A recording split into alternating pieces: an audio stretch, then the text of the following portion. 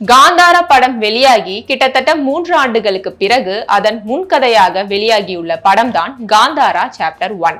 முதல் பாகத்தின் இறுதியில் நாயகன் மறையும் இடத்திலிருந்து தொடங்கும் கதை அதற்கு காரணத்தை ஒரு புராண கதையின் வழியே சொல்கிறது. காந்தாரா மலைக்காடுகளின் மத்தியில் இருக்கும் ஈஸ்வர பூந்தோட்டம் என்னும் இடத்தை அடைய துடிக்கும் கொடுங்கோல் மன்னனை அங்கிருக்கும் தெய்வீக சக்தி அழைக்கிறது.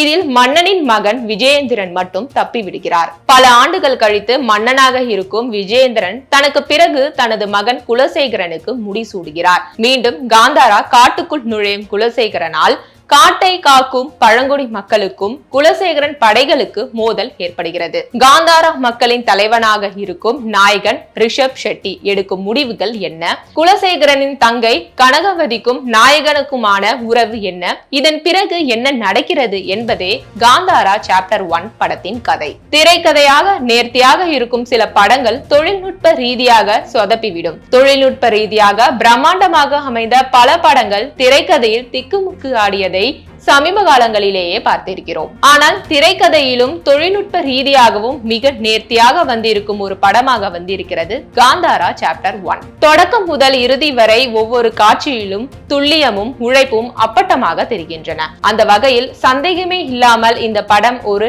Technical master piece.